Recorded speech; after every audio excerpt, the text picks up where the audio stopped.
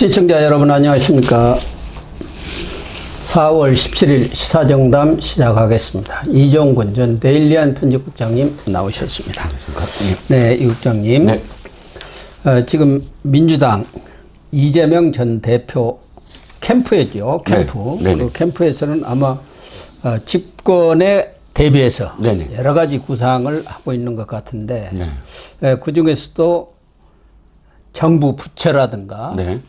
특히 이번에 12.3 비상계엄에 많은 역할을 했던 네.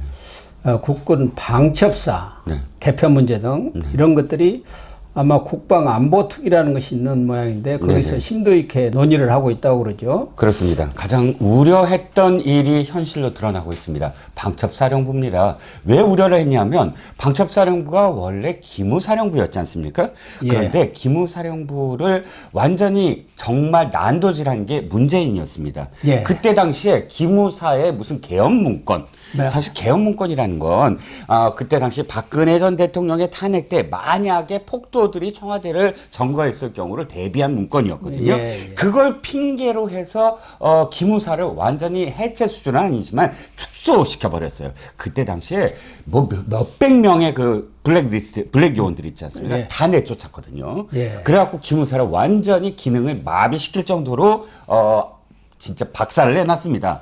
그런데 그거를 이제 윤 대통령이 방첩사로 이름을 바꾸면서 조금 복원을 했거든요. 예. 이번에 아주 방첩사를 아예 형해화 시켰다. 그러니까 안전이 뭐 이 지구상에 존재를 할 수 없게끔 만들어 버린 겁니다.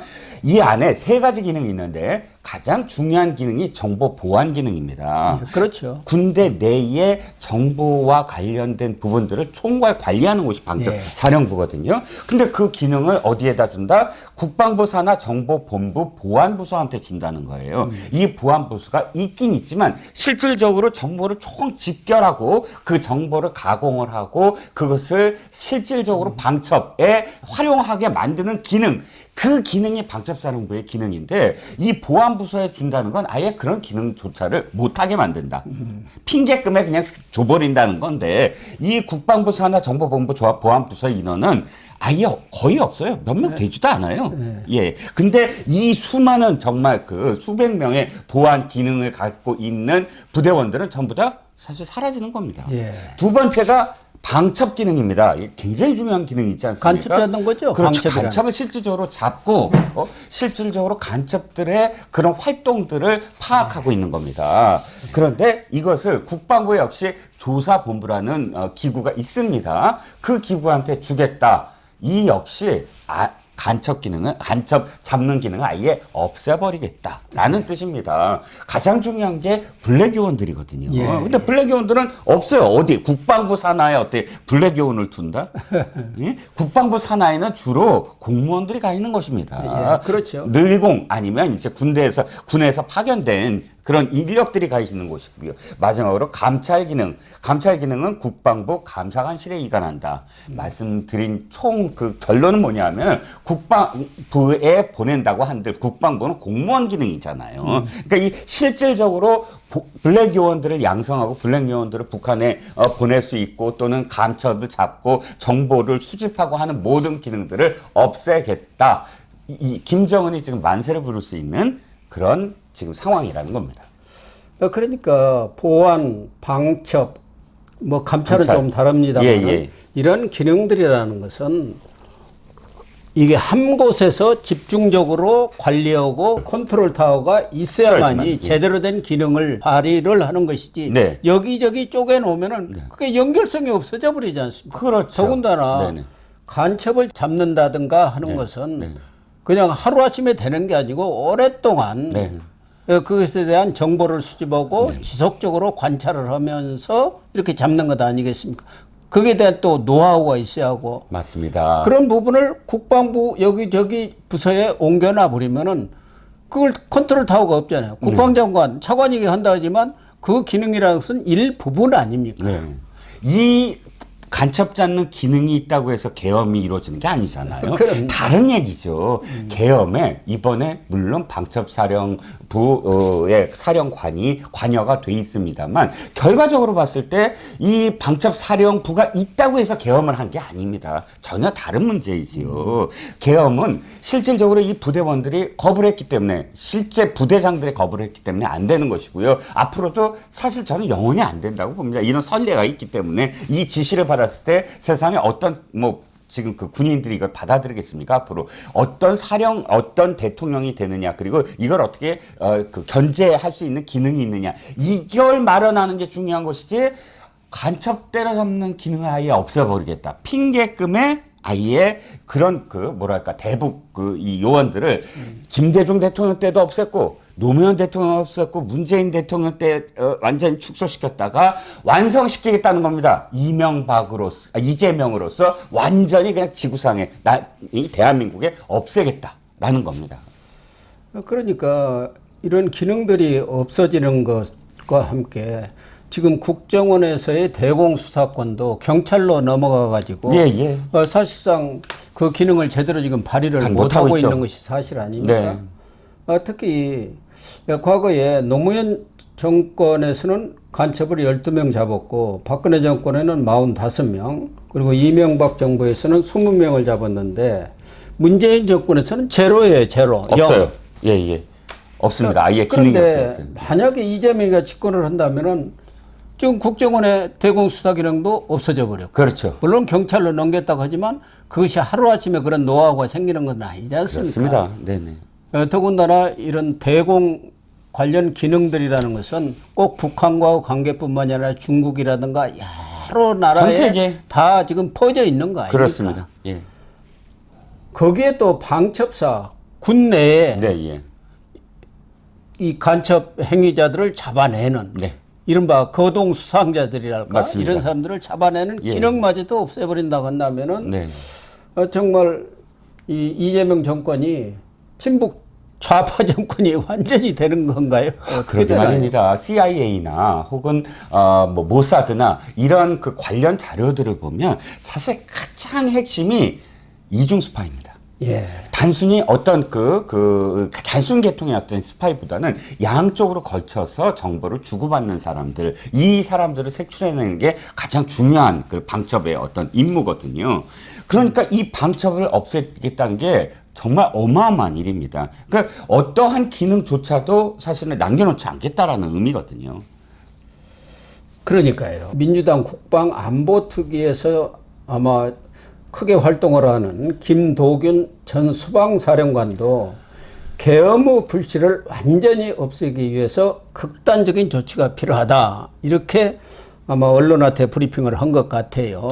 그런 차원에서 국군 방첩사령부를 해체 수준으로 이렇게 역할을 줄여버리겠다, 축소하겠다, 이런 발상이 나온 것 같습니다. 예를 들자면 정청래나 이런 자들이 입에서 그런 소리가 나온다면 이해가 갑니다. 운동권이고 미국 문화원에 지금 화원병 던졌던 사람들 아닙니까? 그런데 그 말을 한 사람이 누굽니까? 전 기무사령부에 있던 사람이에요. 그러니까 최소한 자기가 군대에 있었고 자기가 그런 어떤 업무를 했던 사람들 입에서 해체해야 된다, 완전히 없애야 된다, 이렇게 이야기하는 사람들이 어떻게 별을 달고 군 출신이라고 얘기할 수 있겠습니까?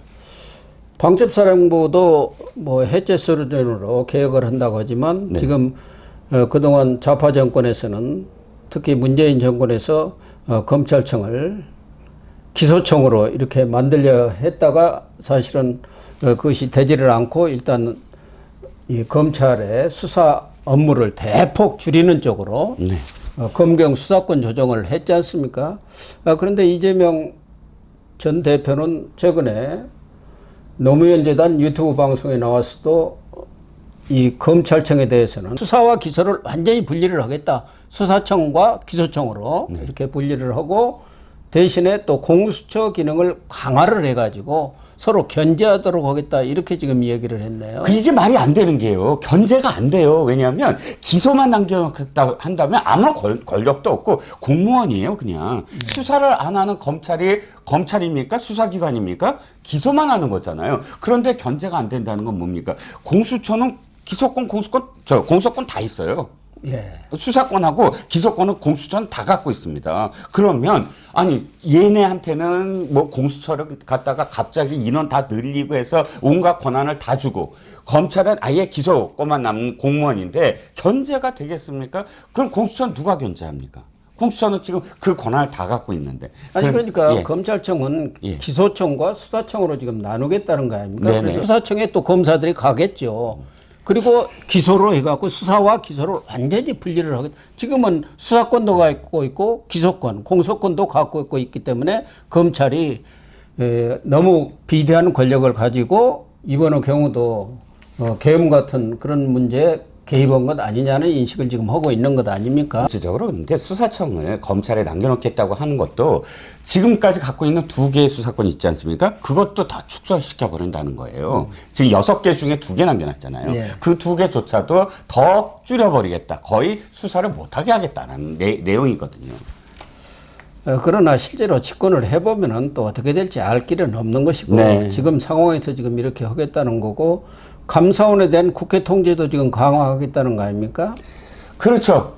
통제권을 강화한다는 건 지금 단계에서 이야기하지만 궁극적으로는 감사원은 국회의 권한으로 아예 지금 대통령 쪽에 그 기구로 돼 있지만 국회가 완전히 감사원을 관할하는 그런 방향으로 궁극적으로 가져가겠다는 뜻입니다. 그건 이제 개헌 사항이 아니겠습니까? 예, 예, 예. 그 이전에는 특별 감찰을 한다든가 하는 경우는 국회의 승인을 받도록 하고 그렇죠. 감사위원을 지금 대통령이 임명하도록 되어 있는데 감사위원 추천위원회를 따로 설치해가지고 만들어서 그런 감사원에 대한 국회 통제를 강화하겠다. 지금 이런 상황 아니겠습니까? 네네. 뭐 그동안 나온 얘기들 뭐 정부 부처 이 개편 얘기도 솔솔 나오던데 기재부도 기획예산처와 재경부로 쪼개고 또 뭐 기후 환경부인가요? 그것도 신설하고 산자부도 산업부 통상부로 나누고 뭐 여러 가지 지금은 뭐 하나의 시한 단계이기 때문에 그것이 최종적으로 확정되는 것은 본인이 집권을 해야 가능한 건데 어째서 지금 이런 얘기들이 종합적으로 나오는 그 막후 배경이 뭡니까? 첫 번째는 지금 문재인 정권 때처럼 적폐청산 시즌 2. 그러니까 문재인이 한 3년을 그걸 울고 먹었잖아요. 예. 아이고 적폐 무슨 말만 하면 비판만 하면 뭐가 자기 잘못했던 정책적 비판만 하면 경제 잘못되고 있습니다라고 하면 문재인 바로 이렇게 얘기합니다. 이건 모두 박근혜 때 잘못이다. 적폐 잘못이다. 이런 식으로 돌려버리면서 적폐청산을 한 3년 했는데 궁극적으로는 자신들을 견제할 수 있는 수사 권력을 전부 다 무력화시키겠다. 그래서 자기네들이 그 집권하는 것을 계속 연장시키겠다. 사실 집권의 어떤 정권 교체라는 것들이 이런 것들이 사실 수사에 의해서 자신들의 부정부패가 드러나고 그러면서 집권이 흔들리지 않습니까? 네. 그런데 자신들의 어떤 치부를 완전히 수사를 못하게 하거나 덮어버릴 수 있는 구조를 만들겠다. 궁극적으로는 장기 집권하겠다라는 뜻 아니겠습니까? 이해찬이 진즉 얘기했잖아요. 예. 20년 장기 집권론, 또 나아가서는 50년 장기 집권 얘기를 했는데 지금 이재명이가 집권을 하면은 좌파 정권이 이제 진짜 실질적으로 20년 집권 이런 구상까지를 하고 있는 거 아니겠습니까? 그에 상응해서 뭐 개헌을 한다면 또 할 가능성도 있죠. 그럼요. 예. 지금 인원 갖고 아마 뭐 몇 명 더 어떻게든 해서 개헌을 자기네 마음대로 하겠다라는 생각도 갖고 있을지 모르죠. 거기다가 이재명 이 집권이 아주 가시화되는 듯한 모습을 보이니까 정말 정부에 있는 공직자들도 거기다 줄을 대는 사람이 많고 정보를 제공하는 그런 인사들도 많으리라고 예상이 돼요. 그건 어느 정권이나 마찬가지다. 임기 말이 되면. 그런데 지금 이재명 싱크탱크로 만든 게 성장과 통합인가요? 네네, 성장과 통합이라는 이름으로 싱크탱크를 만들었는데 거기에 뭐 학자들 또 전직 관료들 예. 이른바 백수들이죠. 고위직 했다가 노는 사람들. 네. 아주 그냥 네네. 줄을 섰다면서요. 뭐 500명이라고 하는데 제가 그 얘기를 좀 들었습니다. 이재명 그 3년 전에 캠프 만들었는데 그때와 비교를 할 수가 없대요. 그때는 그래도 뭐 이재명이 친한 사람들 옛날부터 그런 그 주변에 있었던 사람들이 중심이 돼서 어느 정도의 규모였는데 지금은 거의 문전성시 정도가 아니라 미어 터진다고 합니다. 그런 분위기 속에서 진짜 뭐 옛날에 그러니까 기웃거리거나 혹은 중립이었던 사람들까지 몽땅 지금 이재명에 줄 선다라는 게 아주 가시화됐다는 겁니다. 그러다 보니까 후원금도 16일 날 하루 모집에 6만 3천 명이 이 후원을 해가지고 하루에 다 끝내버렸다고 그러네요. 그렇죠. 제가 이재명 갤러리라든지 뭐 그 커뮤니티에 예. 자주 들어가서 무슨 생각들을 갖고 있나 이렇게 보는데 이게 며칠 전부터 몇 초 컷으로 해야 된다 우리 모두 네. 하면서 아예 계속 공지를 했어요. 그래서 실질적으로 지금 이쪽에서 자랑하는 건 그러니까 큰 손 없다. 500만 원짜리 큰 손 없다. 2천만 원짜리 큰 손 없다. 전부 다 시민들이 아주 소액으로 후원한 것이 다 채워졌다. 뭐 이런 식으로 좀 자랑을 하고 있습니다. 후원금이 29억 4천만 원이 단 하루에 네. 채워졌다는 것은 그만큼 이재명의 집권 가능성을 높게 보기 때문에 그런 건 아니겠습니까? 그렇죠. 예, 베팅하는 거죠. 네. 2022년 대선만 해도 2달 동안 모았어요. 네. 2달 동안이나. 네. 그때는 2달에도 3만 1천이었는데 네. 16일 하루에 6만 3천이 후원해버렸다는 거 아닙니까? 그렇죠. 예, 예.